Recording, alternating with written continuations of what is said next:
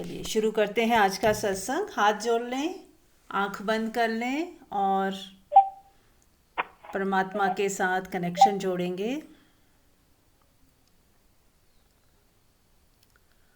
हम शुरुआत करते हैं सत्संग की रोज की तरह हाथ जोड़कर प्रणाम करने से, और उसके बाद सत्संग होगा।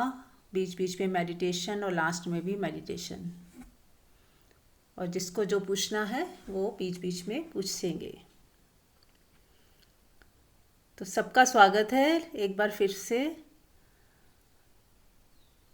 हाथ जोड़ लें, आंख बंद कर लें। सबको जो भी हमारे भीतर पूरी दुनिया संसार हमारे अंदर अब बस गई है उसको थोड़ा सा साइड में कर दें। पूरा दिन सुबह से हमने बहुत कुछ किया है, सोचा है, कई परेशानियां भी हो सकती हैं पूरे दिन में, लेकिन अब ये समय है थोड़ा विराम का, थोड़ा पॉज लेने का, खाली होने का। और उसका सरल उपाय है कि हम परमात्मा से कनेक्शन जोड़ें, क्योंकि कोई हायर पावर ही हमें इस चीज़ से निजात दिला सकती है। यदि हम सोचें मन में रह के ही हम मन से खाली हो जाएंगे और मन को साध लेंगे या मन के ऊपर कंट्रोल आ जाएगा, तो नहीं होगा। आत्मा ही हमें मन को कंट्रोल करने की पावर रखती है। आत्मा के अंदर वो पावर होती है जो हमारे मन को कंट्रोल कर लेती है, हमारी भावनाओं को, हमारी इच्छाओं को, हमारी वासनाओं को जो कंट्रोल कर सकती है, जो उसको चला सकती है, मालिक हो सकती है। तो आत्मा यदि मालिक हो गई तो सब कुछ बैलेंस हो जाएगा। और यदि हम आत्मा को भूलकर सिर्फ मन में जिएंगे, केवल मन ही हमारा स्ट्रांग होगा और बुद्धि ही हमारी निर्णायक होगी, तो मन और बुद्धि जो है बिना आत्मा के अधूरी है। और यदि हम आत्मा से जुड़कर, आत्मा में टिक कर, आत्मा में ही रहकर मन बुद्धि को इस्तेमाल करते हैं तो ये पूर्णता आ जाती है। तो हम बहुत ही सुंदर तरीके से अपनी ज़िंदगी को जी सकते हैं। तो सबसे पहले ज़रूरी क्या हो गया? सोल में टिकना, परमात्मा से जुड़ना। मैं मन बुद्धि से परे भी कुछ हूँ, अपनी असलियत को जान लेना, उसका बोध हो जाना कि मैं सत्य हूँ, मैं आनंद हूँ, सत्य स्वरूप हूँ, मेरा कोई जन्म और मृत्यु नहीं है, मुझे कुछ चाहिए भी नहीं, क्योंकि मैं खुद ही आनंद से भरा हूँ। तो मुझे क्या चाहिए? और ना मेरा रंग है, ना रूप है, ना शरीर है। ये सब इंस्ट्रूमेंट हैं मेरे मेरे मेरे पास हैं, लेकिन मुझे कुछ नहीं चाहिए। यदि ये इंस्ट्रूमेंट गिर जाए, आज मृत्यु हो जाए, हो जाए। आप उससे असंग हो, निर्लेप हो। जो परमात्मा के गुण हैं वो आपके गुण हैं। आपकी जो आत्मा है उसके गुण भी वही हैं जो परमात्मा के गुण बताए जाते हैं, कि परमात्मा असंग है, निर्लेप है, अकर्ता है, साक्षी है, उसके होने से सब होता है, लेकिन वो कुछ करता नहीं है। ऐसे आप जब आत्मा में टिकोगे तो आप यही पाओगे कि आप तो असंग हो, निर्लेप हो, आपको कुछ नहीं चाहिए। आप अकर्ता हो, पर आपके होने मात्र से, साक्षी मात्र से, शून्य मात्र से, मौन में रहने मात्र से ही सब अपने आप होने लगता है। बिना कुछ कहे, बिना कुछ करे, तो भी चीज़ें बैलेंस्ड हो जाती हैं और आपके अनुकूल हो जाती हैं। तो आप पाओगे कि जैसे आप ही परमात्मा जैसे होते जा रहे हो। परमात्मा और आप में कोई फर्क ही नहीं।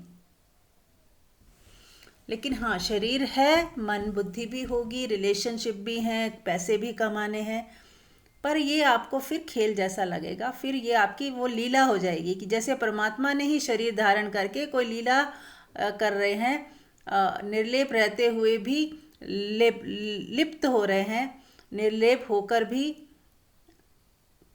क्रीड़ा कर रहे हैं, रो रहे हैं, दुखी हो रहे, सुखी हो रहे, पर फिर भी है तो निर्लेप ही। तो ऐसे हम सोचे कि हमारे अंदर ये दोनों चीज़ें हैं, क्योंकि हमारे अंदर परमात्मा यदि है तो हमारे अंदर ये दोनों अवस्थाएं होंगी ही।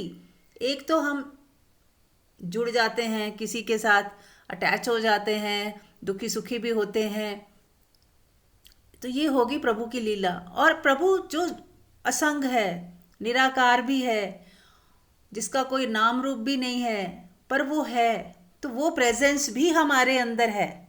क्योंकि ऐसा तो है नहीं कि हमारे अंदर नहीं है, जबकि हर कोई भी धर्म हो, हर धर्म यही कह रहा है कि आपको बाहर नहीं भटकना है, आपके भीतर ही परमात्मा विराजमान है। ये सभी धर्म कहते हैं। ऐसा नहीं कि कोई कह रहा हो कि हम आपको छोड़ के सब जगह है, या आपके पास नहीं है, या कहीं सातवें आसमान में परमात्मा बैठा है। तो खैर, हम दूसरे की बात ही ना सोचें कि क्या दूसरे धर्मों में क्या है क्या नहीं। हम अपने पे आ जाएं, स्वयं पे आ जाएं, और एक साइंटिस्ट की तरह खोज करें, है ना। जैसे हम किसी की बात को ना माने, लेकिन अपने को जब हमें खुद को अनुभव हो जाए, जब वो हमारा खुद का अनुभव हो जाए, जब हमें खुद रियलाइजेशन हो जाए उसकी, तो हम मान जाएं। फिर आप जब मान जाओगे, यानी कि मानोगे नहीं, जान जाओगे, तब आप फिर भटकोगे नहीं। तो मेरा प्रयास वही रहता है कि आप अपने स्वरूप को जान जाओ एक बार, फिर आपको कोई भी गुमराह नहीं कर सकता, भटका नहीं सकता कि आपने कुछ सुना तो आप फिर उसी के साथ हो लिए, कहीं कुछ पढ़ लिया, सुन लिया, उसी के साथ बह गए।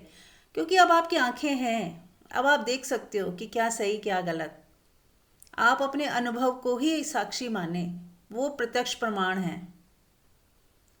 आप अपने अनुभव के साथ चलें। जो चीज़ का अनुभव नहीं हो रहा है उसे बेशक इनकार कर दें फिलहाल, लेकिन जो अनुभव में आ रही हैं चीज़ें, उसी को सत्य जानकर, अपना खुद का एक्सपीरियंस जब है आपको, उसके आधार पर चलें, तो ज़िंदगी सुंदर हो जाएगी। तो तो हमारे ही भीतर दोनों चीज़ें हैं। मन है जो पकड़ता भी है, रिलेशनशिप बनाता है, दुखी होता है, सुखी होता है, राग करता है, द्वेष भी करता है, लड़ाई झगड़ा भी करता है। तो ये मन की स्थितियां हैं। और आत्मा की स्थिति क्या है? दर्पण की तरह, बिल्कुल दर्पण जैसा होता है। सबसे श्रेष्ठ एग्जाम्पल आत्मा का वही है कि दर्पण की तरह है, कि जिसमें अक्ष तो बन रहा है लेकिन उसको कुछ टच नहीं होता। दर्पण के अंदर कुछ भी नहीं है, पर सब कुछ झलकता तो है, पर होता कुछ भी नहीं। ऐसे ही हमारे अंदर सब झलक रहा है, लेकिन होता कुछ भी नहीं। उसके अंदर कुछ असंग है। वो जैसे दर्पण असंग है, वैसे ही आत्मा भी असंग है, निर्लेप है।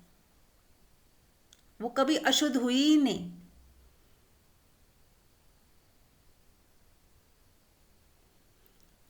तो हमें आत्मा को शुद्ध नहीं करना, आत्मा पहले से शुद्ध है। सिर्फ अपना ध्यान उसकी तरफ ले जाएं कि मैं हूं कौन। अपने खुद के होने का जब हमें पता चल जाएगा, उसके बाद चीज़ें अपने आप समझ आ जाएंगी। फिर समझने की जरूरत नहीं, आपको सब कुछ स्वतः ही भीतर से ज्ञान आने लगेगा। क्या सही क्या गलत क्या ठीक, ये सब पता चल जाएगा। और आत्मा के क्या गुण हैं वो आपको उसकी प्रतीति होगी। आपको कुछ याद नहीं करना है कि आत्मा में ये गुण होते हैं या वो गुण होते हैं।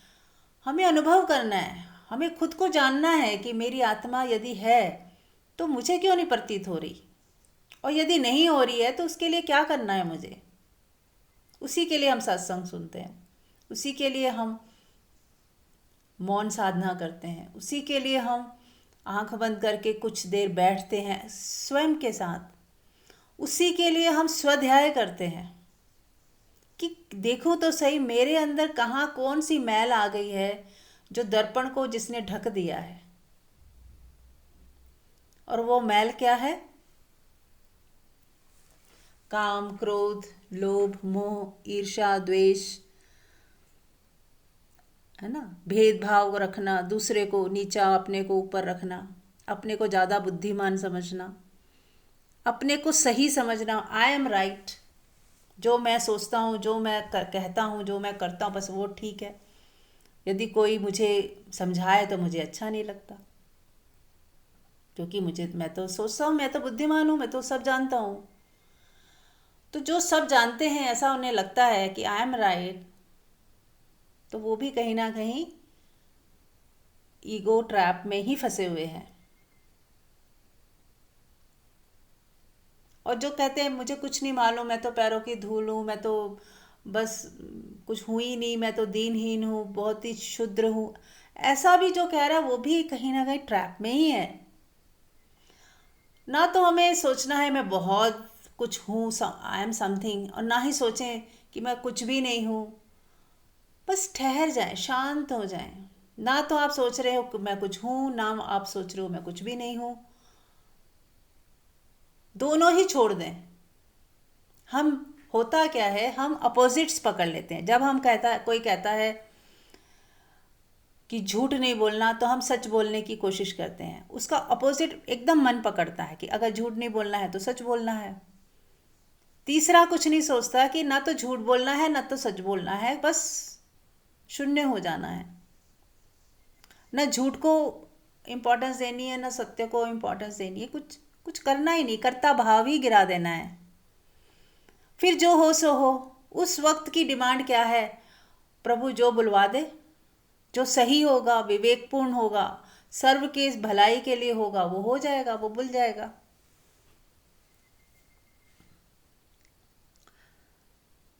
तो शून्यवत होकर एक्शन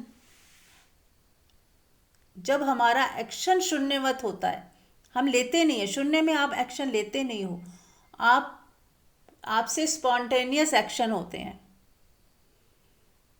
क्योंकि वहाँ करता नहीं है। वो सोच के प्लान करके क्या सही क्या गलत, उससे नहीं चल रहा। फिर आप उससे नहीं चलते हो कि क्या सही है वो करना है, क्या गलत है उसे छोड़ना है। वहाँ सही गलत कुछ है ही नहीं।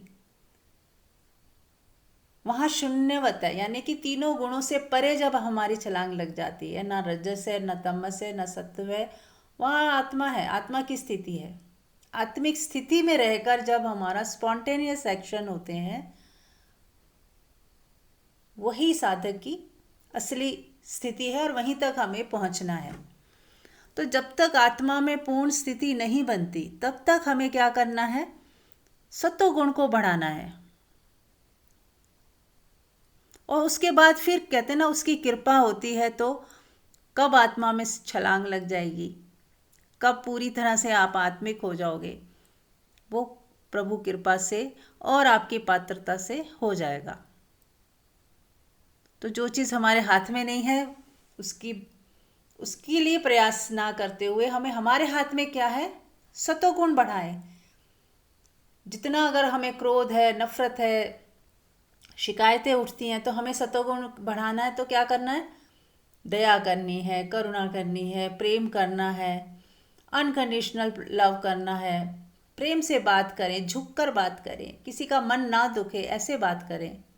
किसी से कुछ काम भी करवाना है तो विनम्रता के साथ, सबकी भलाई के बारे में भी सोचें। अपनी भलाई तो सोचनी ही है, और उसके साथ सबकी भलाई भी सोच लें। तो हम सतोगुण बढ़ा रहे हैं हमारा। तो हम एक ही काम कर सकते हैं, अपने सतोगुण को ज़्यादा से ज़्यादा बढ़ा दें। आलस कर रहे हैं तो थोड़ा आलस को त्याग दें। जहाँ ज़रूरी, जितना ज़रूरी श्रम करना है वो करें। जो ज़रूरी काम है उन्हें आज ही निपटाने की कोशिश, ये नहीं कि टालते चले जा रहे हैं, कल कर लेंगे, फिर कभी कर लेंगे। तो आप एकदम एक्टिव भी रहें।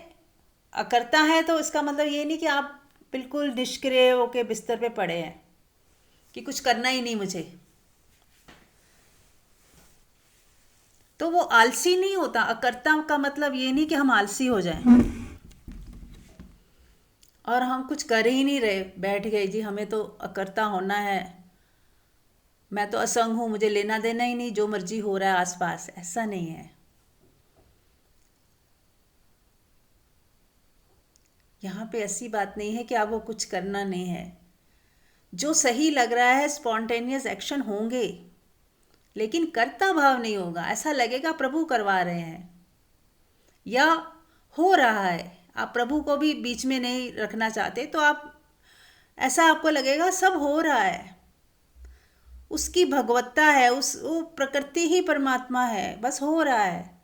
आपका जो डिवीजन भी खत्म हो जाएगा कि ये प्रकृति है, ये परमात्मा है, ये मैं हूँ, ये तू है। ये सब डिविजन्स हमारे ही बनाए हुए हैं, बुद्धि के ही है। ये सीमा रेखा हमने ही बना दी है। हिंदू है, मुसलमान है, अमीर है, गरीब है, मेरा है, तेरा है, ये सारी चीज़ें हमने ही पैदा करी हैं। तो अब वही कहते हैं ना कि जो सच में ही आत्मा में टिक जाता है वो बच्चे जैसा हो जाता है। जैसे बच्चे के अंदर कहाँ होता है भेदभाव, उसको पता नहीं है ये सही है क्या गलत है, वो बस प्रेम में मस्ती में होता है। बस भूख लगे खा लेता है और अपने ज़रूरी काम बस कर उसको करने होते हैं कर लेता है, जो उसको सुसु पोटी करना है, जो भी भूख लगी है तो रोने लग जाएगा। तो बस ऐसे ही बच्चे बालवत किसी की गोदी में चला गया, किसी से भी कुछ खा लिया, उसको नहीं पता ये झूठा है या सच्चा है, ये गरीब है अमीर है, ये मेरी मेड है या आया है। वो उसको अपनी माँ की तरह ही प्यार करता है, कोई भेदभाव ही नहीं है। बल्कि कई बार बच्चे मेड के साथ ज़्यादा खुश होते हैं क्योंकि वही पूरा दिन रहती है उसके साथ, तो उसे लगता है ये मेड ही मेरी माँ है, उसको ज़्यादा उसकी गोद में रहना चाहता है वो। तो मैं ये नहीं कह रही हूँ हमें बिल्कुल बुद्धिहीन हो जाना है, विवेकहीन हो जाना है, वैसे उदाहरण दे रही हूँ कि बालवत होने का मतलब ये नहीं कि हमें पता नहीं है क्या सही है क्या गलत है, लेकिन उसके बावजूद भी बालवत एकदम निर्दोष हो जाना, एकदम इनोसेंट, एकदम साधारण, बिना भेदभाव के। और सबसे इम्पोर्टेंट है प्रेम, कि उस जो आत्मिक अवस्था में होता है उसके अंदर इतना आनंद और प्रेम भर जाता है कि वो ये छोटी छोटी चीज़ें कर ही नहीं पाता, वो हो ही नहीं सकती उससे। जो इतना प्रेमपूर्ण है, इतना उसका आनंद से भरा हुआ इंसान है, वो इन छोटी चीज़ों में कहाँ उसको सोच भी आएगी उसकी कि कोई भेदभाव रख लूँ, कोई दूरी बना लूँ कि ये सही नहीं है, ये गलत है, ये ऐसा नहीं करना, मुझे वैसा करना है। वो ख्याल ही नहीं है उसको कि वो आत्मा में है, वो तो बस है नेचुरली, उसको वो आनंद मिल रहा है, प्रेम मिल रहा है, वो तृप्त है, संतुष्ट है। तो हमें भी क्या होना है, ऐसा आत्मिक स्थिति बनानी है, तृप्त रहना है, शांत रहना है, मौन रहना है, संतुष्ट रहना है। तो जितना जितना हम संतुष्ट रहेंगे, शांत रहेंगे, मौन रहेंगे, दूसरों के मामले में ज़्यादा इंटरफेयर ना करेंगे, किसी का दिल दुखा तो माफ़ी मांग ली, झुक गए विनम्रता के साथ, तो जब हम सात्विक होते जाएंगे, धीरे धीरे मिटते जाएंगे, झुकते जाएंगे, अपनी ईगो को जिस दिन ज़ीरो कर लिया, प्रेम से भर गए, तो आत्मा में छलांग लग ही जाएगी, ऑटोमेटिक हो जाएगा। आप वो पात्रता आप ले लोगे कि आत्मा आपको परमात्मा अपने शक्ति से, वो कहते हैं वो भी एक चुंबक शक्ति है। कई बार आप लोगों ने देखा होगा ध्यान में ऐसा लगता है कि आँख ही नहीं खुल रही, कोई नशा सा चढ़ रहा है। तो एक वो गुरुत्वाकर्षण जैसे जमीन का होता है, वैसे ही एक परमात्मिक आकर्षण भी है, वो खींचता है आपको भीतर, ऐसे लगेगा कोई खींच रहा है आपको। तो जब हम पात्रता हमारी हो जाती है तो परमात्मा आपको पूरी तरह अपनी आगोश में खींच लेता है। वो जब उसकी कृपा कह लो या हमारी पात्रता कह लो, तो वो अपने आप ये घटना घट जाती है, छलांग लग जाती। आपने सुना होगा छलांग लग गई, बुद्धत्व को कोई प्राप्त हो गया, तो वो वही घटना है कि जिस दिन वो पूरी तरह परमात्मा के साथ लीन हो गया, वो उसको हम कह सकते हैं कि उस दिन विस्फोट सा हो जाता है उसके जीवन में एकदम। जहाँ वो रजस तमस सत्व में जी रहा था, अब आत्मा में जी रहा है उस दिन के बाद से। तो वो दिन उसका बौद्धत्व का दिन कह सकते हैं, बुद्धत्व का दिन, या उसको ज्ञान प्राप्त हो गया ऐसा बोल देते हैं। पर इट्स ओके, वो जब होगा तब होगा। लेकिन अब हमें क्या करना है, आत्मा तो अभी भी है हमारे पास, लेकिन हमें उसका, हम वहाँ पूरी तरह से जीते नहीं हैं। ये ऐसा ही है कि जैसे दूर से बर्फ़ वाले पहाड़ दिख रहे हैं किसी को, लेकिन अभी वो वहाँ पहुँचा नहीं है, लेकिन वो देख रहा है पहाड़ और बर्फ़ से ढके हुए पहाड़, खुश हो रहा है, उसको लग रहा है कि बस मैं पास ही हूँ, देख पा रहा हूँ सामने।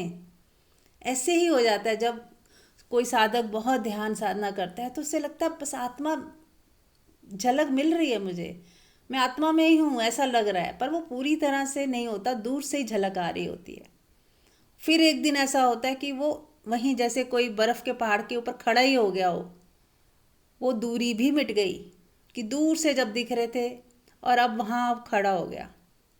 ऐसे ही जब वो पूरी तरह आत्मा में ही रम जाता है, आत्मा आत्मा ही हो जाता है, तो फिर अब जो है उसको, पहले क्या होता था, मन में स्थिति है तो स्थिति मन में अभी, लेकिन आत्मा दूर से दिखती है। फिर क्या होगा, फिर आत्मा में स्थिति है और मन दिखता है कि मन बादल की तरह कभी कभी आ गया चला गया। अब आत्मा जो है वो मालिक है और मन क्या है, बादल की तरह है और एक गुलाम की तरह है, आपका सेवक कह लो, फ्रेंड कह लो, दोस्त की तरह है। तो उसका भी उपयोग है, यूज़ है। फिर बुद्धि भी आपका सही, आपके साथ ट्यून्ड हो जाती है, फिर वो लाभ हानि की दृष्टि से नहीं देखती, पर लाभ हानि देखती भी है तो सर्व के साथ जोड़ कर देखती है। ये तो देखती है कि हानि हो रही है, पर सिर्फ मेरी हानि हो रही है नहीं, सबकी यदि हानि हो रही है, क्योंकि अब आत्मिक जो होगा वो सबको साथ लेके चलेगा, वो ऐसा नहीं कि सिर्फ मैं ही हूँ, वो सभी उसके ही है। अब कोई भेद ही नहीं रहा। तो बुद्धि काम भी कर रही है, लेकिन ऐसा नहीं सोच रही कि सिर्फ मेरा भला हो जाए, सबका भला, सबका कल्याण। तो चलिए अब आपकी तरफ, आप लोग कुछ पूछना चाहें, कुछ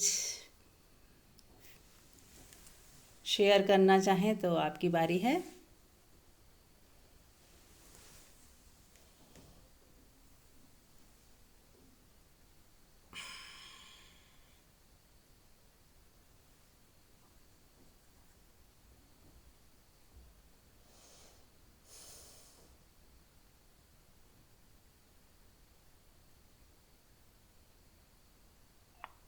प्रणाम सबको।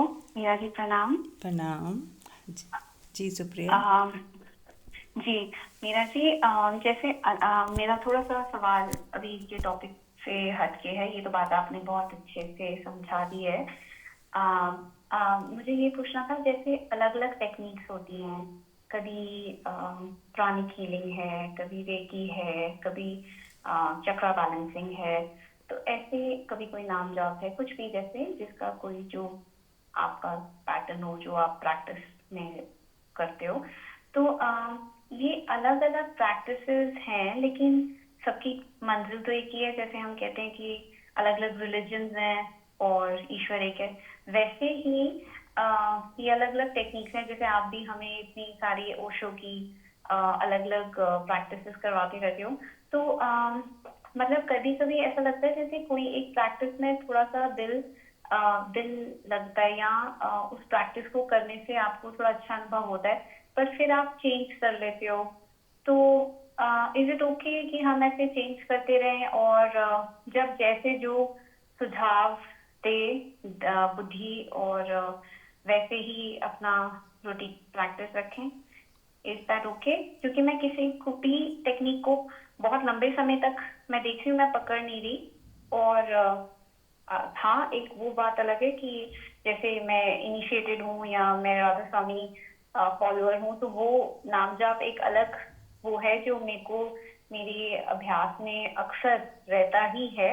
लेकिन जैसे ऐसी जो टेक्निक्स होती हैं जो कोई लिविंग मास्टर्स ने अभी दी है, या जो हम आपके थ्रू सीख रहे हैं, या जो आजकल बहुत ज्यादा सोशल मीडिया पे भी प्रिवलेंट है, तो वो वाली टेक्निक्स अगर मैं, जैसे होपोनोपोनो है या कुछ, तो मैं वो चेंज करती रहती हूँ। So is it okay? This is how can I also continue to progress? देखिए, सबसे पहले क्लैरिटी ये है कि हम मैंने जैसे अभी बात की कि हमें लक्ष्य हमारा क्या है। हमारा लक्ष्य है आत्मा में स्थिति बन जाए हमारी, और मन को हम सात्विक बनाते चले जाएं, है ना। तो और जो भी हमारी प्रॉब्लम्स है, मान लो रेकी कर रहे हो, प्राणिक कर रहे हो, तो आपकी जो प्रॉब्लम्स हैं, रुकावटें हैं, कहीं बीमारी है, कुछ है, तो आप उसको ठीक करते जा रहे हो, सुधारते जा रहे हो। होपोनोपोनो भी उसी के लिए है कि आपका मन शांत हो जाए, आपके रिलेशनशिप अच्छे हो जाए।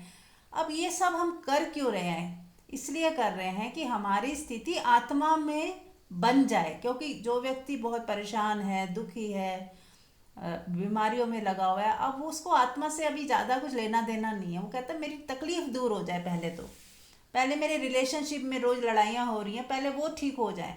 मैं अभी आत्मा परमात्मा बाद में देख लूँगा, पहले मेरा ये चीज़ ठीक हो जाए।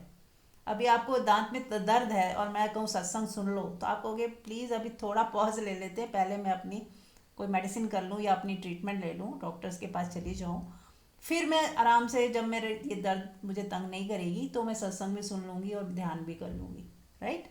लेकिन हमारी फिर भी प्रायोरिटी तो यही है कि सब नॉर्मल हो जाए, और हम ध्यान, सत्संग और अपने आत्मा के तल पे छलांग लगाने तक हमारी जो लक्ष्य है कि मैं किस तरह से आत्मिकता में चली जाऊं, आत्मज्ञान हो जाए, मुझे सेल्फ रियलाइजेशन हो जाए। तो जिस भी साधक का लक्ष्य तो है वो, उसको पाने के लिए उसको जो ठीक लग रहा है वो करता जाए। जा मंत्र जाप कर रहा है, जाप कर रहा है, रेकी कर रहा है, या प्राणिक कर रहा है, कुछ भी कर रहा है, क्लैरिटी हो कि हाँ ये इसलिए की जा रही है ताकि इससे मुझे हेल्प मिल रही है और मैं ध्यान साधना और अपनी आत्मा में आगे बढ़ रहा हूँ। कोई हर्जन नहीं है, आप 10 चीज़ें सीखो, बदल बदल के सीखो। एक पे कोई कोई भी ज़्यादा देर नहीं टिक रहा है, मन नहीं टिक रहा है, तो बदल सकते हैं, क्यों नहीं। हर चीज़ आपको कुछ सिखा रही है। कोई भी आ, किसी भी साइंस में आप चले जाओ, रेकी में चले जाओ, रेकी आपको बहुत कुछ नॉलेज देगी, कहीं आपकी सात्विकता को बढ़ाएगी, है ना। प्राणिक होगी, वो भी ऐसे ही है ना। आप अपने कवच पहनते हो, आप अपने हीलिंग करते हो, तो आपको अच्छा ही लगता है कि आपने नेगेटिविटी हटा दी, दर्द को हटाया, कुछ पॉजिटिविटी ली। वो भी ध्यान से ही कनेक्शन में वो चीज़ें आती हैं कि आप डिवाइन एनर्जी ले रहे हो, डिवाइन एनर्जी आपको हील कर रही है। तो कहीं ना कहीं आप डिवाइन एनर्जी को ले रहे हो, तो उससे कनेक्शन तो जुड़ा, तभी आपने लिया। रेकी दे रहे हो तो भी आपका डिवाइन कनेक्शन होगा, तो ही रेकी दे पाओगे या ले पाओगे। तो हर चीज़ हमें डिवाइन से ही जोड़ रही है थोड़ा थोड़ा, तो इट्स ओके। कोई काम ऐसा, कोई भी काम हो, इवन मैं कहती हूँ बिजनेस भी आप कर रहे हो, मान लो आप योगा सिखाते हो, है ना, उसमें भी आप ये सोचो कि ये मेरी सेवा ही है। हाँ ठीक है, उसके बदले में मैं कुछ अगर पैसे लेती हूँ तो वो पैसे भी इसीलिए ले रही हूँ ताकि मेरा घर गृहस्थी सब कुछ नॉर्मल चले, और मैं परमात्मा के लिए समय निकालूं, मेरे को वो शांति चाहिए, इसीलिए मैं पैसे का गिव एंड टेक भी कर रही हूँ। कि हर चीज़ मैं फ्री में कर दी तो मैं, मेरी बाकी चीज़ें इनबैलेंस हो जाएंगी। तो उसके लिए इट्स ओके, अगर आप पैसे ले रहे हो और योगा सिखा रहे हो, इट्स ओके। तो लेकिन आपने अंतिम लक्ष्य वही रखना है कि अगर मैं इनकम भी जनरेट करने के लिए टाइम दे रही हूँ, वो इसलिए कि मेरी घर गृहस्थी स्मूथली रन हो, मुझे कोई दिक्कत ना हो, तकलीफ ना हो, ताकि मैं परमात्मा के साथ अच्छे से जुड़ पाऊँ, वो कनेक्शन मेरा टूटने ना पाए, है ना। अब कोई बिल्कुल फाइनेंशियली बहुत ज़्यादा दिक्कत में है, तो उसको परमात्मा से कनेक्शन बिठाने में या ध्यान साधना करने में बहुत, उसका मन ही नहीं जाएगा उस तरफ। उसका तो मन सोचता रहेगा हर समय कि कहाँ से पैसे आएँ, क्या करूँ, कैसे करूँ, बच्चों की फीस जानी है, घर में आटा नहीं है। तो ऐसी स्थिति में कोई ध्यान साधना करे या मंत्र जाप करे तो बहुत मुश्किल है उसके लिए। तो इसीलिए पहले जो होती है हमारी बेसिक नीड्स अच्छे से फुलफिल हो जाए, रिलेशनशिप स्मूथ है, ऑल इज़ वेल, सब कुछ ठीक है, ओके रिपोर्ट है, तो जाके हम फिर, हमारा मन करता है कि अब हम ध्यान करें, साधना करें, मंत्र जाप करें, अपनी आत्मिक स्थिति को पाएं। जैसे ये बहुत आगे की बात है, लग्जोरियस चीज़ है बहुत, कि सब देख लिया, सब जान लिया, सब कुछ है, अभी भी हमें कुछ मिसिंग है, तो हम आगे स्पिरिचुअलिटी में जा रहे हैं। क्योंकि ये भी परमात्मा की कृपा है कि सब कुछ जब मिल जाता है, सब कुछ ओके है, रिलेशनशिप भी ओके है, पैसा भी है उतना कि आराम से काम चल रहा है, हेल्थ भी ठीक ठाक है, फिर भी लग रहा है कि कुछ कमी है, फिर भी वो अकेलापन लग रहा है, अंदर कुछ मिसिंग लग रहा है, बात बनी नहीं। ऐसा लग रहा था, पहले तो ऐसा ही लग रहा था कि सब ठीक हो जाएगा तो बस सुकून आ जाएगा, मेरा फाइनेंशियल सब ठीक हो जाए तो मैं सब ओके हो जाएगा, घर मिल जाए तो सब ठीक हो जाएगा, बच्चों की शादी हो जाए तो सब ठीक हो जाएगा, ये बीमारी आ गई ये ठीक हो जाए तो ठीक हो जाएगा। तो एक दिन आप पाते हो कि सब ठीक हो गया, अब कोई दिक्कत है नहीं, लेकिन फिर भी आपको लग रहा है कि अभी भी वो चीज़ जो एक कमी जैसी थी अंदर, वो सेटिस्फेक्शन नहीं है, अभी भी वो दर्द है कहीं ना कहीं, मज़ा नहीं आया लाइफ का, वो ऐसा नहीं लग रहा कि वाह क्या ज़िंदगी जी ली खूब बढ़िया, वो चीज़ अभी भी नहीं बनी। तो फिर हम स्पिरिचुअलिटी की तरफ बढ़ते हैं, और तब जाके हमें जब आत्मा की झलक आने लगती है, जब हमें हमारा जो टिकना हो जाता है आत्मा में, तब जाके वो व्यक्ति कह सकता है कि यस अब मुझे सब मिल गया, अब कोई भी अंदर से संतुष्ट असंतुष्ट नहीं है, कोई कमी न महसूस नहीं हो रही, और ऐसे लग रहा है कि आई एम फुल्ली सेटिस्फाइड। फिर उसके पास कुछ कम है ज़्यादा है, कोई कोई फर्क नहीं पड़ रहा। तो जिस भी व्यक्ति की आत्मा में स्थिति बन गई है, अब उसको सारी चीज़ें हो गई उसके पास। और फिर ऐसा भी होता है, बहुत कम हुआ है, लेकिन गरीबी में भी कोई कोई पूर्व जन्मों की वजह से कोई गरीबी में भी शुरू में ही वो परमात्मा के उसमें चले जाते हैं, जैसे कबीर दास हुए, रहीम हुए, मतलब गरीब घर में भी पैदा हुए, लेकिन फिर भी उन्हें गरीबी भी अ, कुछ गरीबी की वजह से भी वो पीछे नहीं हट पाए, फिर भी परमात्मा में ही उनका रुचि थी शुरू से ही। तो वो जैसे कहते हैं ना, पैदा ही ऐसे हुए, एनलाइटन जैसे पैदा हुए। तो ये ज़रूरी नहीं है कि गरीब आदमी परमात्मा की तरफ नहीं जा सकता या नहीं जाएगा, ये भी कोई कंपलसरी नहीं है। पर इन जनरल यही होता है कि जब तक हमारी सारी बॉडी लेवल बॉडी नीड्स पूरी तरह कम अच्छे से नहीं फुलफिल होती, हमारी सोच नहीं जाती। तो आप जो भी कह रहे हो सब सब अच्छा है, ठीक है, आप कुछ भी कर सकते हो, चेंज कर करके देखते जाएं और सीखते चले जाएं, है ना। हमें बस सीखते चले जाना है और परमात्मा के साथ नज़दीकी बनती जाए, बस यही हमारा एम होना चाहिए। कोई भी एक्शन ले रहे हो, देखो कि मैं परमात्मा के साथ और ज़्यादा जुड़ रही हूँ कि थोड़ा दूर जा रही हूँ, बस वो आपको देखना है। या ऐसा देख सकते हो कि मेरी खुशी मेरी शांति बढ़ रही है या कम हो रही है, मेरे को टेंशन ज़्यादा हो रही है, परेशानी ज़्यादा बढ़ रही है, या जो पहले जैसी मस्ती थी वो कम हो रही है, तो मत करें। अगर लग रहा हाँ और ज़्यादा अच्छा नॉलेज मिल रही है, कुछ शांति मिल रही है, कुछ चीज़ें मेरी यहाँ आकर ठीक हुई, इसको करने से ठीक हुई, कुछ चीज़ें उसको करने से ठीक हुई, तो अल्टीमेटली तो हमें सब कुछ ठीक ही तो करना है, अपने को और स्मूथ करना है कि हमारी ज़िंदगी बहुत स्मूथली रन हो, कोई रुकावटें ना हो। अगर बॉडी लेवल की प्रॉब्लम्स हैं तो रेकी सीख रहा है, कोई प्राणिक सीख रहा है, तो अच्छी बात है ना। उसमें मेडिसिन भी नहीं लेने की ज़रूरत, और आप हील हो गए। और मेडिसिन ले भी रहे हो तो धीरे धीरे कम हो जाएगी वो, तो अच्छी बात है, ये सब सीखना चाहिए। यस। प्रणाम माँ, सबको प्रणाम। हाँ जी। माँ, एक छोटा सा क्वेश्चन है मेरा। हम्म। जैसे हम साधना के रास्ते पे चल रहे हैं अब, तो कहते हैं कि भोजन का असर पड़ता है, हम्म। खाने का, जैसे कैसा भोजन हम ले रहे हैं, रात से शाम से क्या खाते हैं। शाम से तो बिल्कुल ही वो है, रात्रिक भोजन का भी हमारे ध्यान साधना में फर्क पड़ता है, और सात्विक भोजन लेना चाहिए हम्म। जिसमें कि प्याज लहसुन भी इन्वॉल्व है। हम्म। सात्विक में प्याज लहसुन इन्वॉल्व नहीं है, तो क्या वाकई प्याज लहसुन न खाने से हमारे ध्यान साधना का पॉजिटिव इफेक्ट पड़ेगा? और चीजें सात्विक है, जैसे प्याज लहसुन चलता है हमारे घर में, वो भी रेगुलर नहीं चलता है, तो क्या उसका फर्क पड़ता है? देखो, ये बहुत ही छोटी बात है, मैं इसको बहुत बड़ा नहीं मानती हूँ कि प्याज मतलब बाकी चीज़ें तो सीख हुई नहीं है, अभी काम क्रोध भी है, लोभ भी है, ईर्ष्या भी है, द्वेष भी है, लेकिन प्याज लहसुन नहीं खाना भाई, ठीक है, आप वो भी करके देख लो। हर व्यक्ति को खुद ही ट्राई करना चाहिए। आप 2-3 महीने बिना प्याज लहसुन के खा के देखें, तो आपको फ़र्क अगर लग रहा है, अगर आपको लग रहा है कि हाँ मैंने छोड़ दिया और बहुत ही बढ़िया हुआ, तो छोड़ दें, उसमें कोई बहुत वो भी नहीं है।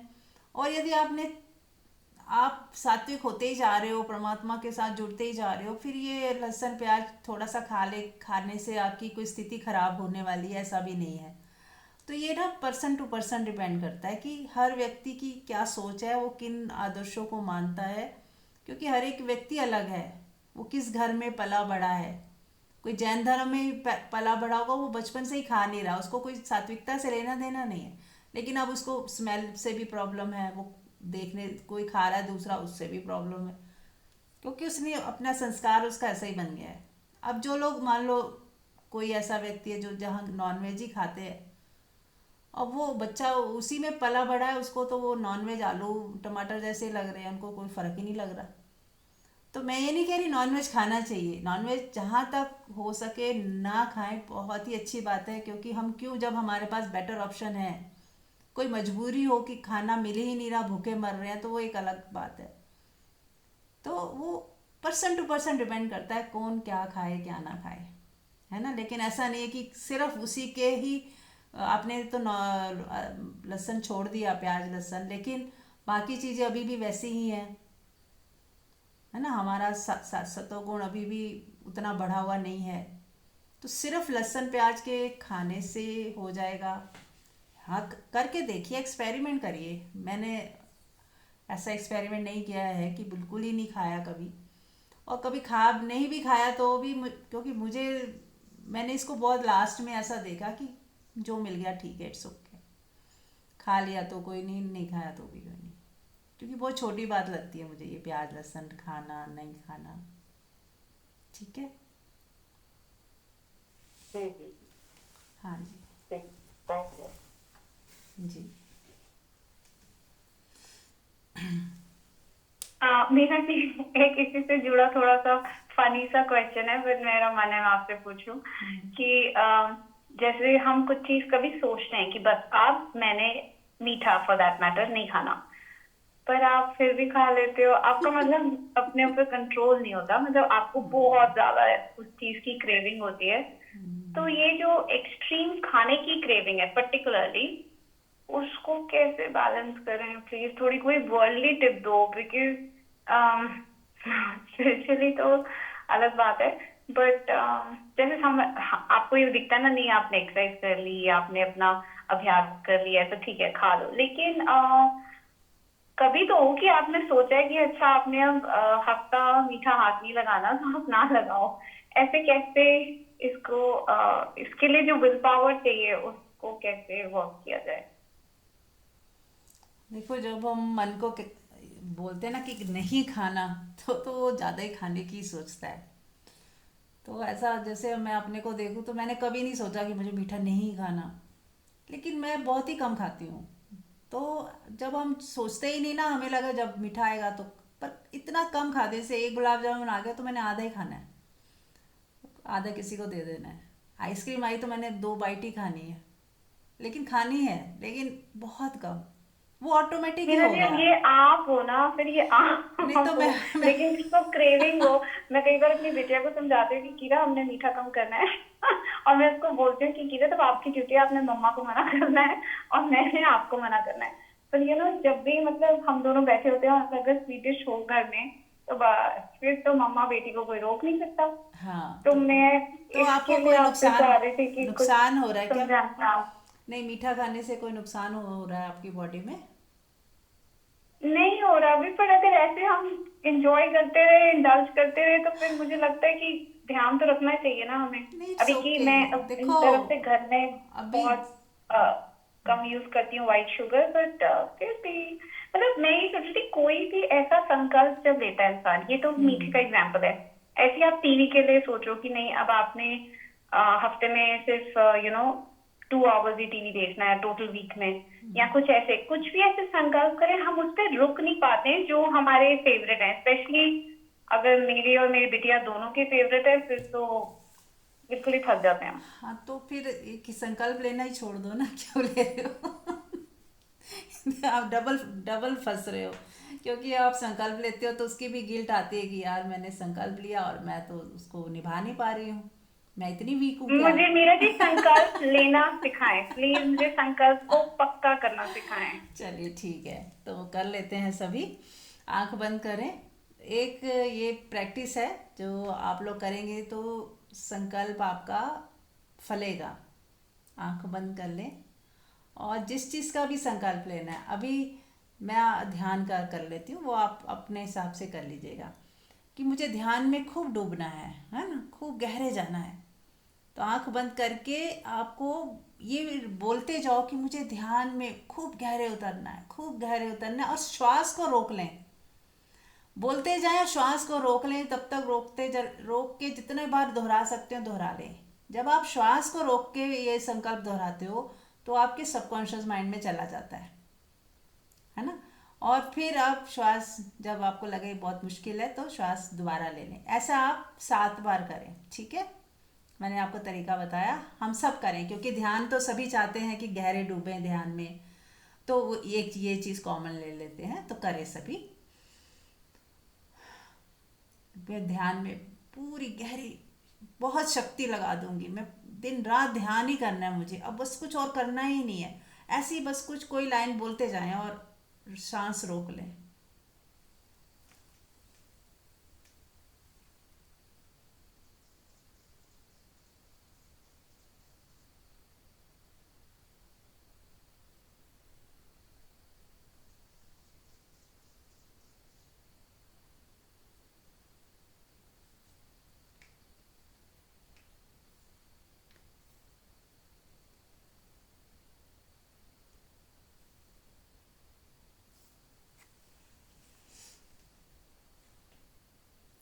ठीक है?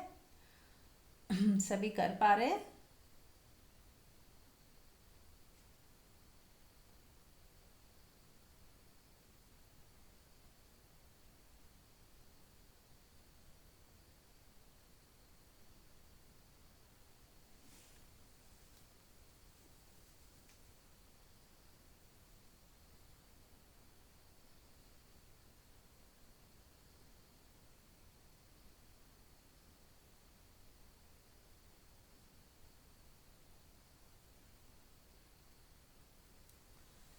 राइट। तो सुप्रिया जी, आपने किया? मीरा जी मैं इसको दोबारा करूंगी, अभी मैं स्लाइटली बिजी थी, ओ। बट मैं इस संकल्प वाली टिप को जरूर डेफिनेटली ओ, अप्लाई करूंगी। राइट राइट, ठीक है। तो आपने सीख लिया ना, तो ऐसे आप में कि मुझे मीठा नहीं खाना है, नहीं खाना है, मुझे मीठा नहीं खाना है, या मैं बहुत मीठा कम खा रही हूँ, ऐसे नहीं है। हाँ मैं हाँ, बैलेंस कर पा रही हूँ, मैं मैं, अपने हाँ बेसिकली मुझे तो यही हो रहा है कि मेरे को हाँ संकल्प शक्ति हर तरीके से बढ़ानी है, ताकि मैं हाँ। किसी भी तरीके का संकल्प करूँ तो मैं उसको ब्रेक ना करूँ। हम्म। हाँ हाँ, जी। तो आप बैलेंस पे आ जाओ कि हर चीज़ मेरे जीवन में बैलेंस हो रही है। आप ना किसी पर्टिकुलर में बोलोगे ना मुझे आज के बाद ये नहीं करना है, तो मन उसको ज़्यादा करने की सोचेगा, है ना। उसकी जगह आप ये सोचो कि मुझे बैलेंस करना है, खाना है, ऐसा मत बोलो नहीं खाना है, तो मन और एकदम घबरा जाएगा मन, वो तो और बार बार वो सोचेगा वही करना मुझे अभी। कहते हैं ना, जो काम मना किया जाए वो मन होता है बार बार करें। तो ये तो कहो ही मत मन को कि नहीं करना आज के बाद, हमेशा कहो कि बैलेंस में करना है, बस बैलेंस खाएंगे, बैलेंस करेंगे, है ना। ज़्यादा नहीं खाएंगे। अगर मुझे पिज़्ज़ा खाना है तो एक एक छोटा सा पीस खा लूँगी। कभी मन को बोले ही ना कि आज के बाद तुझे पिज़्ज़ा नहीं देना, तो वो तो फिर पिज़्ज़ा ही मांगेगा। जो चीज़ भी आपको अच्छी लग रही है उसको दें, लेकिन क्वांटिटी धीरे धीरे कम पे आ जाए, है ना। उस समय होश रखें कि नहीं, और प्लेट में उतना ही रखें। एक ये भी होता है, सामने चीज़ पड़ी है तो आप ज़्यादा खा लेते हो, आप प्लेट में उतना ही डालो जितना आपको खाना है, और बाकी दूर रख दो। पास सामने ना रखो, नहीं तो हाथ उठेगा और आप फिर से प्लेट में डाल लोगे। उसको किचन में दूर रख के आ जाओ और सिर्फ उतना ही लेके आओ टेबल पे जितना आपको थोड़ा सा खाना है। तो आपको एक मौका, एक थोड़ा सा पॉज मिल जाएगा कि आप किचन में दोबारा लेने जाओगे, उतने में आपको थोड़ा संभलने का मौका मिल जाएगा। ठीक है ना? राइट। यस, और कोई कुछ पूछना चाहता है?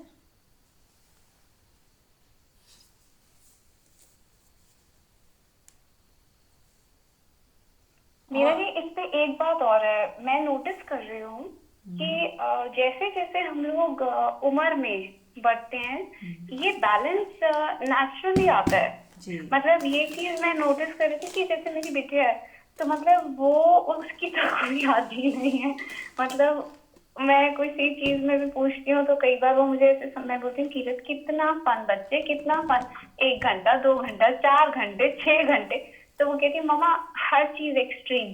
तो मैं बोलती हूँ अच्छा ओके। और मैं वही नोटिस करती हूँ कि कई बार जैसे मैं बोलती हूँ कि नहीं मम्मा मुझे सिर्फ इतनी सी एक कटोरी सब्जी से मेरा कुछ नहीं होने वाला, मुझे 2 कटोरी खानी है। तो मैं वो नोटिस करती हूँ कि मैं और मेरी मॉम में जो फर्क है। तो मम्मा बोलेंगी नहीं 2 चम्मच भी है तो कोई बात नहीं, आज का हो जाएगा। या फिर मतलब आई नोटिस कि हम लोगों का ये एज से भी कनेक्शन है। Is that true? यस। और बहुत ज़्यादा देखो, बहुत ज़्यादा भी ना खाने पीने को लेके बहुत ज़्यादा भी वो मत हो जाइए। आपके दिमाग में बस ये नहीं खाना, वो नहीं खाना, इतना नहीं खाना चाहिए, उतना नहीं खाना। जब तक कि हाँ कोई आपको सच में तकलीफ आ रही है ना, तो ही ज़्यादा ध्यान दें। नहीं तो बैलेंस तो करना ही है, ऐसा नहीं मैं कह रही हूँ, पर फिर भी बहुत ज़्यादा दिमाग में वही पोजेस ना हो हम खाने को लेके ही। मेरा जी ये बात सिर्फ खाने की नहीं है, इट्स अबाउट प्लेजर। अगर मतलब मैं ये नोटिस कर रही हूँ, it's about pleasure, it's about that कि अगर कोई चीज अगर अच्छी लग रही है तो आप उसमें कितना इंडल्ज कर रहे हो, ये वो बात है। अगर नेटफ्लिक्स अच्छा लग रहा है तो बिकॉज उसका इतना सप्लाई है, तो आप कहाँ रुकोगे, वो ब्रेक कौन कहाँ लगा रहा है। तो अगर मैं 2 घंटे पे लगाती हूँ तो मेरी बिटिया 4 पे लगाएगी, और मम्मा को आधे घंटे और 1 घंटे में ही शांति आ जाएगी। तो मैं वो चीज भी ऑब्जर्व कर रही थी, और मैं उसको लेके आपसे पूछ रही थी कि हाँ ये हाँ, एज के साथ भी है शायद। बिल्कुल बिल्कुल। एज के साथ तो है ही है, हमारा एक्सपीरियंस बढ़ जाता है, हमारी समझ बढ़ जाती है, हमारी पावर भी बढ़ जाती है ध्यान साधना से, कि हम चाहें तो कंट्रोल कर लें जितनी ध्यान से। और इसका इसका जैसे आपने संकल्प शक्ति का करा, अब जितना आप ध्यान करोगे ना, साइलेंट सिटिंग करनी बहुत ज़रूरी है सब साधकों के लिए। अब कई बार होता है हम ध्यान सत्संग तो सुन लेते हैं, काम करते करते सुन लिया, वो कर लिया, लेकिन ध्यान नहीं करते। अब जब ध्यान नहीं करोगे ना, तब तक आपकी पावर नहीं बढ़ेगी। हमें लगता है ये बोरिंग है, कौन टाइम निकाले अलग से। तो आपकी पावर आपको ही बढ़ानी है तो करो, नहीं बढ़ानी तो कोई बात नहीं, चलने दो फिर जैसा भी चल रहा है। तो पावर आपकी ध्यान से ही बढ़ेगी। आंख बंद करके जब आप साइलेंट सिटिंग में बैठोगे ना, रोज बैठो, सुबह शाम दोपहर जब समय मिले, 10-10 मिनट, 15-15 मिनट, तो आपको, आप क्या हो जाओगे, साक्षी हो जाओ, देखने वाले। आप देख रहे हो, अपने मन के तरंगों को देख रहे हो कि मन की तरंगे कैसे उठ रही हैं, कैसे उठ रही हैं। देखते देखते देखते आप पावरफुल होते जाओगे कि आप उन तरंगों को नियंत्रित भी कर पाओगे। अभी उठते हुए देखो, फिर देखो कि अच्छा अभी उठी, अब ये आगे कुछ और हेलो। करेगी, है ना। तो जब आप उस तरंगों के को देखने वाले हो जाओगे, तो उनको कंट्रोल करने वाले भी हो जाओगे एक दिन। आपके पास इतनी पावर होगी कि आपके बिना पूछे वो क्रेविंग भी नहीं उठेगी। और उठ गई है तो आपके पास पूरी पावर होगी कि बिना आपके, आप जितना चाह रहे हो आप उतना ही खा के चम्मच रख दोगे, आगे का दूसरा चम्मच नहीं उठेगा। अभी तो क्या है ना, हम उसके गुलाम हैं, हम, हमारे अंदर पावर ही नहीं है कि हम उसको, हम उनके अधीन हो गए। अपनी क्रेविंग के हम अधीन है अभी। तो जब आत्मिक स्थिति बनेगी तब आपको पता चलेगा कि पहले जैसी स्थिति अब पलट गई। पहले हम मन में थे और कभी कभी आत्मा को महसूस कर लेते थे, लेकिन अब हम आत्मा में जी रहे हैं और पूरी तरह मन हमारे कंट्रोल में है। कोई भी क्रेविंग, कोई भी आदत आप छोड़ सकते हो आराम से, इजीली, जब हम आत्मा में हैं। तो बिना आत्मा के हम चाहें छोड़ना, वो इतनी हावी हो जाती है। यही तो वासनाएं हैं, क्रेविंग्स हैं, जो हमें खींच लेती है। अभी हम कमज़ोर हैं, और एक मीठा इतना ताकतवर है कि हमें खींच ले जा सकता है। एक समोसा इतना पावरफुल है कि वो उस समोसे के लिए हम कितना पागल हो जाते हैं कि खाना ही खाना है, चाहे भूख ना भी हो। या कोई दही भल्ला कहीं बिक रहा है और हमने कभी खाया था, तो इतना पावरफुल है कि आप 10 किलोमीटर ट्रैवल करके भी जाओगे और खाने जाओगे कि आज वहाँ जाके खा के आते हैं। तो वो हमें खींच रहे हैं ना, अभी हम खींचे चले जा रहे हैं। तो हम कितने कमज़ोर हैं। तो जिस दिन आप पावरफुल हो जाओगे, आत्मिक स्थिति में आ जाओगे, तो फिर ये सब चीज़ें खुद चल के आएंगी।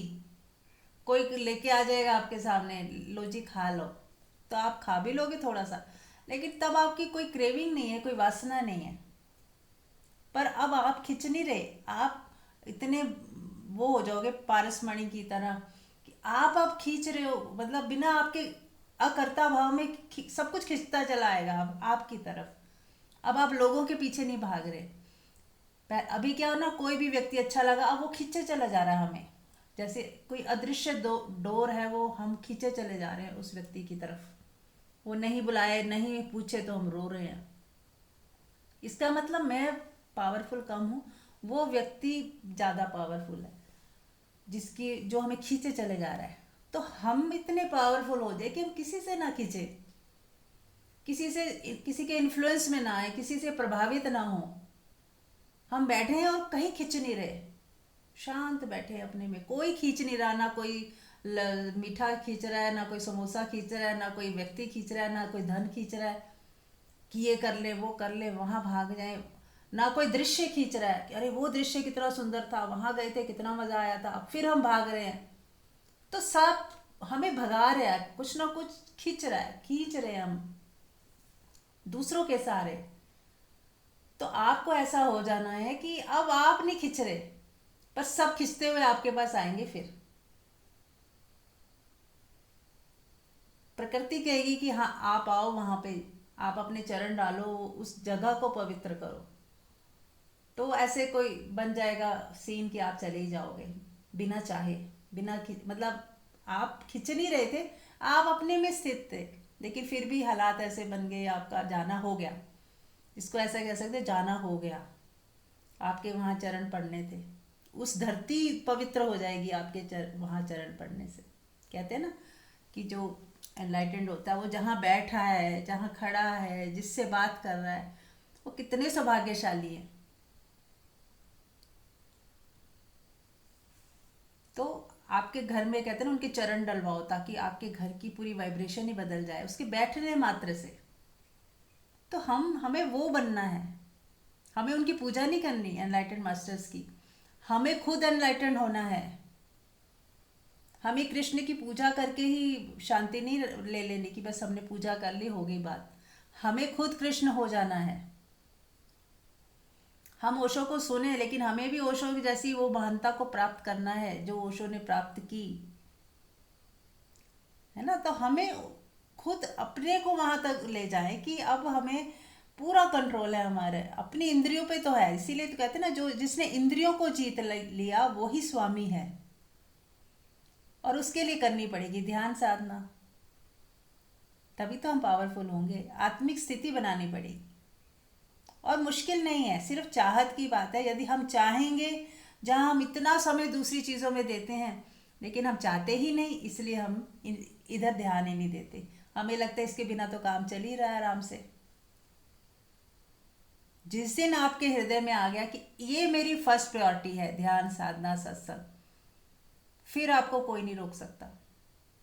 फिर 24 घंटे आप इन्हीं में ही लगे रहोगे, या तो ध्यान कर रहे होगे, या मेडिटेशन में लगे हो, या कुछ सत्संग सुन रहे हो, या कोई जाप कर रहे हो, इन्हीं चीज़ों में ही लगे रहोगे। खाना भी बनाओगे तो सेवा भाव में प्यार से बना के आ जाओगे, है ना। फिर उन्हीं चीज़ों में ही मज़ा आएगा फिर। ठीक है।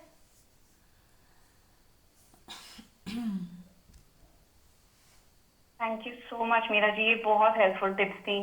और एक्चुअली में लग रहा है कि yes, that should be the stay. Yes ये है, और आप रिलैक्स्ड हो। एंड जो भी आपने उसके लिए टूल दिया ना कि साइलेंट सिटिंग बढ़ाएं, आई थिंक वही बस उस पर ही थोड़ा काम और करूंगी तो शायद ये नेचुरल हो जाएगा। अभी मैं ना, मुझे लग रहा था कि मैं अपने ना दिमाग से और फिजिकल स्ट्रेंथ से कंट्रोल करने की कोशिश कर रही हूँ, whereas this is something internal. Yes ये जब तक वो अंदर शिफ्ट नहीं आएगा तो I get it now. Thank you, thank you, thank you. Yes, thank you. हाँ जी, और कोई कुछ पूछना चाह रहा है? संध्या जी, यस। मेरा नाम प्रणाम, नेहा बोलती हूँ। हाँ जी श्रेया।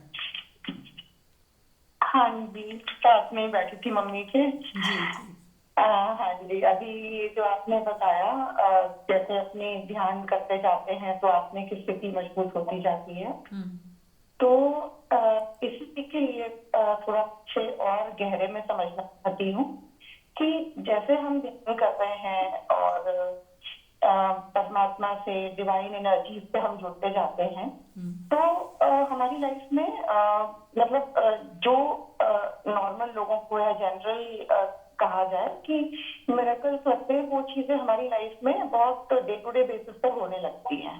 छोटी छोटी चीजें कि जैसे हमने जो चाहा आपस में टेलीपैथी होने लगती है, या जो आपने अभी कहा कि कोई अपने आप ही लेकर आ जाएगा।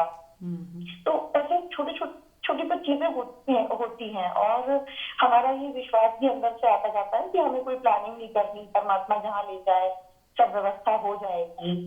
तो छोटी चीजों में तो ये हो जाता है, पर अचानक से फिर ऐसी चीज आ जाती है जो ऐसा लगता है कि बहुत बड़ी है, और फिर वापस से ना वहां पे हमारा जो विश्वास है कि नहीं मिरेकल्स होते हैं और जो भी शक्तियां हैं, परमात्मा है, वो सब अरेंज कर देगा, हमें खुद चिंता लेने की जरूरत नहीं है अपने दिमाग पे, है ना। तो वहां पे फिर बैलेंस गड़बड़ाता है कभी कभी, और फिर वो डाउट्स आते हैं। एक मन कहता है कि नहीं नहीं, अभी तक भी तो सब चीजें इतने आराम से हुई हैं, तो अब मत डरो। फिर दिमाग की आवाज आती है कि अरे नहीं, कैसे होगा, इतना बड़ा है, डेट आ रही है, ये है वो है। तो इसको, ऐसी स्थिति से ना खुद को स्टेबल रखने के लिए कुछ ध्यान कर सकते हो हम, या इसका क्या, थोड़ा मुझे और प्लीज क्लैरिफाई कीजिए। हाँ जी। देखिए, यदि हाँ हम जी, थैंक यू। हाँ हाँ, म्यूट कर लो। तो ऐसा है, पहले तो मैं ये कहूँगी कि जो मिरेकल्स होते हैं वो ऑटोमेटिक होते हैं, बिना हमारी मांग के होते हैं, बिना हमारी चाह के होते हैं। हमने नहीं चाहा, हो गया। लेकिन जहाँ हम अभी चाह है हमारी कि ये हो जाए, फिर हम सोचते हैं ये ऑटोमेटिक हो जाएगा। लेकिन बहुत गहरे में देखोगे तो हमने ही ये डिमांड रखी, या हमने ये चाहा ऐसा हो जाए। अब यदि हमारे को कुदरत चाहती है ऐसा हो ही जाए, तो ही होगा, सीधी बात है। और यदि कुदरत ने तो चाहा ही नहीं, हमारे भाग्य में नहीं था, या ऐसा कह लो, या कुदरत नहीं चाह रही है, तो नहीं हो रहा है, वो हमारी उसमें भलाई भी छिपी है ना होने में। तो हमें उस बात से भी राजी रहना है कि यदि नहीं होगा तो उसमें मेरी भलाई होगी।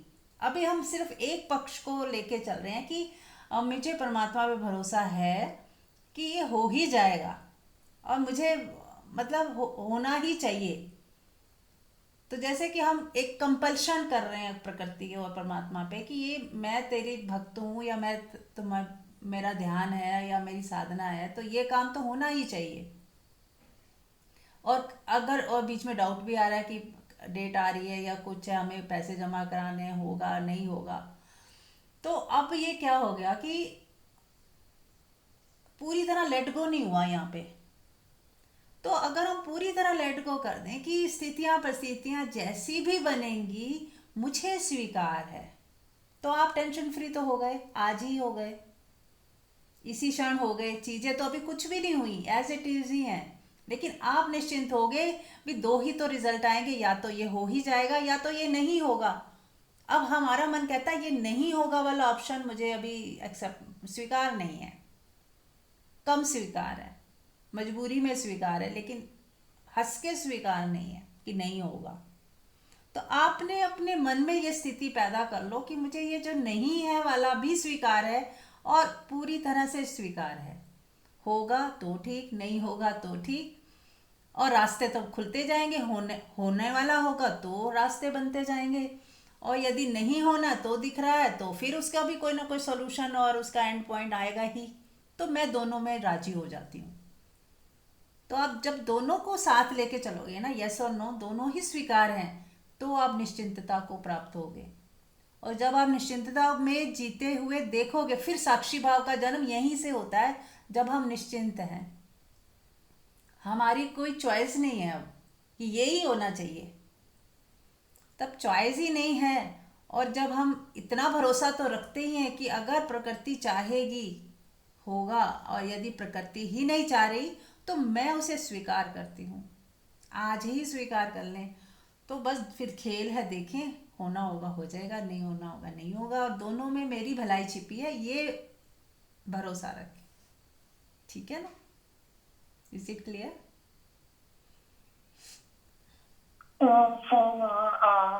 क्लियर है। और किसी को अगर किसी और का कोई प्रश्न ना हो तो इसी को थोड़ा और स्ट्रेंथन करने के लिए ध्यान करवा तो थोड़ा सा इसको भी ध्यान में ले सकते हैं।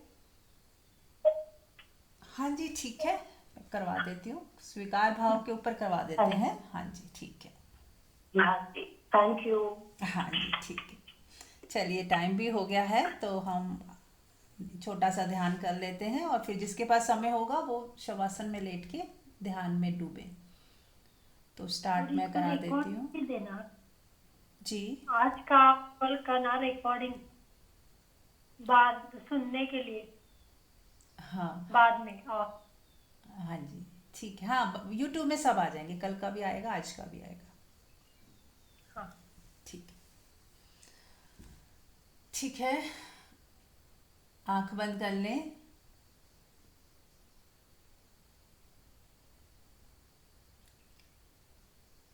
और हाथ जोड़ के प्रार्थना करें कि आज से मैं अपना सब कुछ परमात्मा तुम्हें सौंपती हूँ। जो भी मेरे जीवन में होगा, अच्छा या बुरा, मैं आपके ऊपर सौंपती हूँ। मैं तेरी शरण आ गई हूँ पूरी तरह से। तू जिस हाल में रखे, जैसे रखे, तेरी मर्जी पूरी हो, तेरी मर्जी पूरी हो, तेरी मर्जी पूरी हो। मुझे कुछ नहीं चाहिए, मेरी कोई डिमांड नहीं है। कुछ नहीं चाहिए का मतलब मेरी डिमांड नहीं है कि मुझे यही मिले, इतना ही मिले, ये तो मिलना ही चाहिए था, ऐसा कोई जिद नहीं है। क्योंकि मुझे मेरे परमात्मा पे भरोसा है कि वो जो तय करता है अच्छा ही करता है, जो होता है अच्छा ही होता है। कम मिलना भी कई बार सौभाग्य होता है, और कई बार ज़्यादा मिलना भी हमें दुख का कारण बन जाता है। तो मैं नहीं जानती क्या सही है क्या गलत है, मैं सब आपके चरणों में सौंपती हूँ। मैं आपकी शरण में आ गई हूँ। अब मुझे स्वीकार करें, मुझे स्वीकार करें, मुझे स्वीकार करें। हे परमात्मा, मुझे स्वीकार करें। मैं आपकी शरण में हूँ। मैं और मेरा परिवार सबको मैं आपके चरणों में सौंपती हूँ।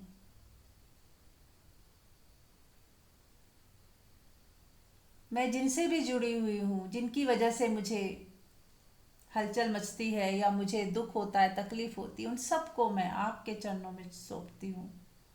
हे परमात्मा, आप सबकी, आप कृपालु हो, आप सब पे कृपा करते हो।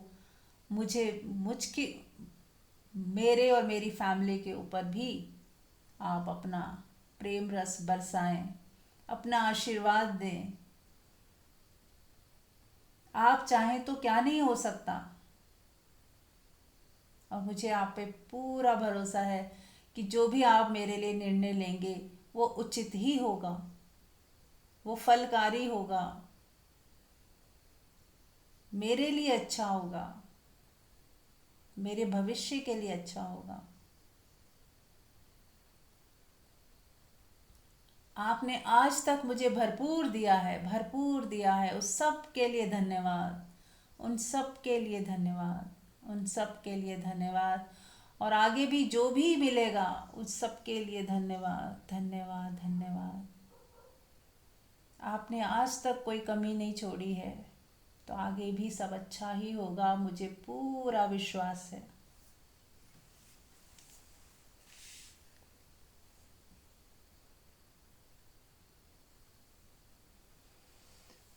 तो फिर से एक बार संकल्प वाला दोहरा लेते हैं। श्वास भरें और रोक लें और बोलें, सब स्वीकार है, सब स्वीकार है, सब स्वीकार है। बोलें, श्वास को लंबा खींचे और रोक लें और बोलें, सब स्वीकार है, सब स्वीकार है, सब स्वीकार है।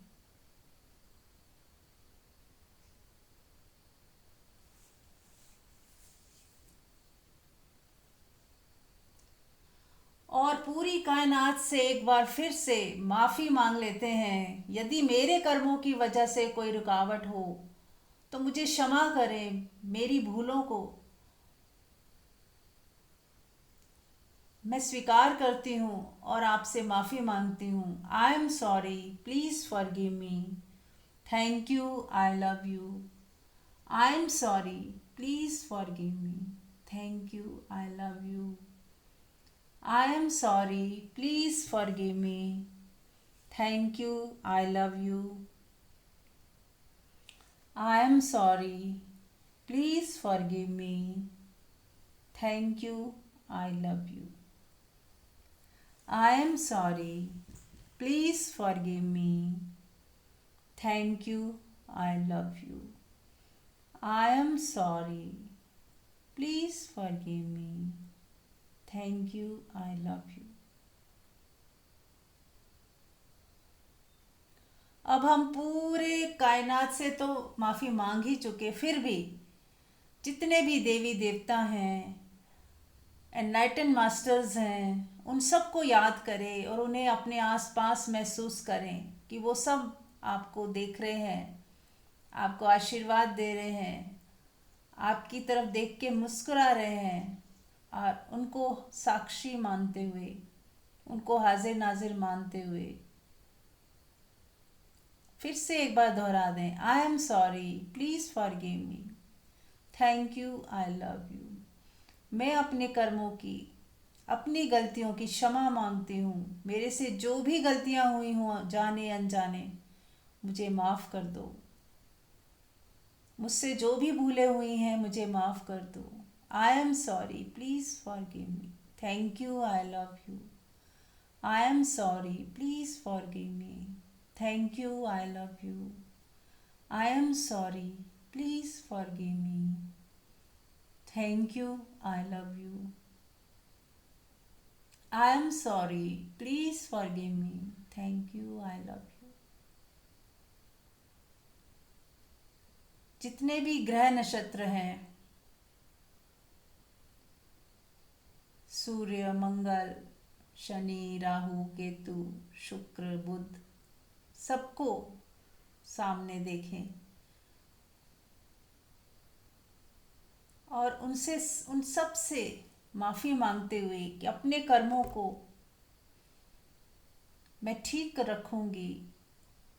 आगे से प्रेम, दया, करुणा, ममता, अच्छी सात्विकता की तरफ बढ़ूंगी। सतोगुण मेरा बढ़ता जाए, उसके लिए आशीर्वाद मांगें और अपनी गलतियों की क्षमा मांगते हुए I am sorry, please forgive me. Thank you, I love you. I am sorry, please forgive me. Thank you, I love you. I am sorry, please forgive me. Thank you, I love you.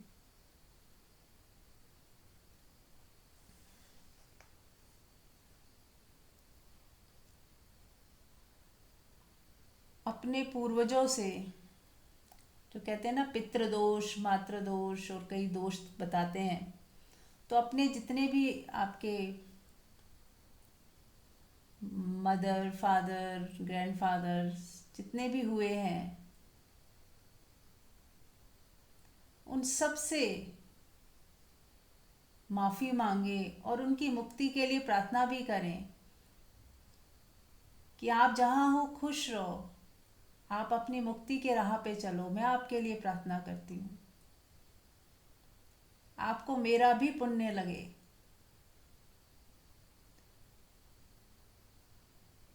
मेरी भक्ति का कुछ अंश आप सबको मिले, जिससे आपकी मुक्ति हो। और मैं आपसे अपनी भूलों की माफ़ी मांगती हूँ। I am sorry, please forgive me. Thank you, I love you. I am sorry, please forgive me. Thank you, I love you.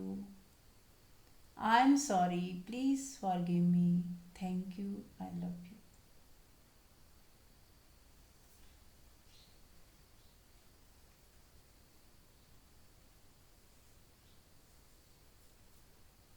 देखिए, सब आपको आशीर्वाद दे रहे हैं। आपके एंसेस्टर्स आपको आपसे खुश हैं। आपने उनकी मुक्ति के लिए अपना पुण्य भी दे दिया, अब वो खुश हैं, आपको आशीर्वाद दे रहे हैं। अब आपके ऊपर कोई भी यदि दोष है तो वो खत्म हो चुका है। अपने आप को पूरी तरह से इन दोषों से मुक्त देखें।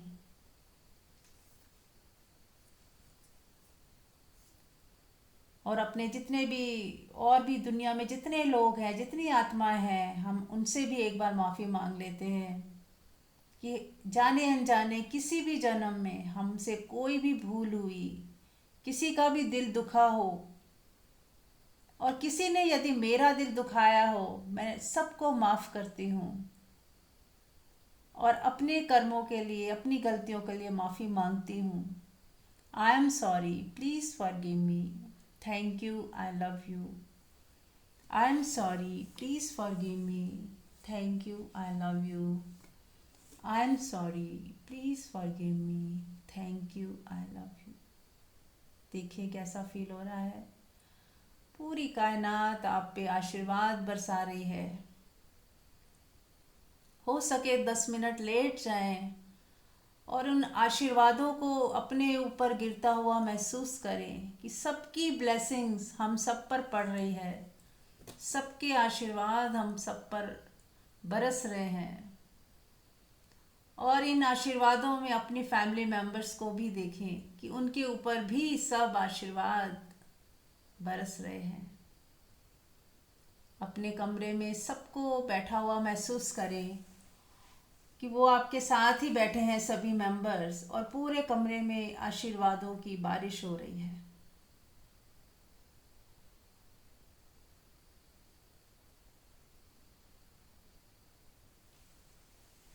मन ही मन खुश हों, थैंक यू बोलें और विजुअलाइज करें कि आपके आने वाली ज़िंदगी बहुत ही सुंदर, बहुत ही हंसी खुशी वाली, प्रेम वाली, जहाँ कोई कमी नहीं।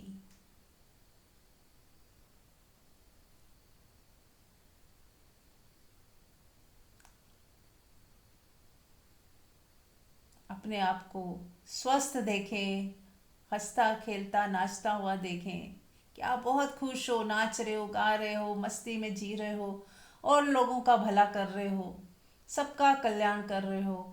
सबका कल्याण हो, सबका कल्याण हो, सबका कल्याण हो।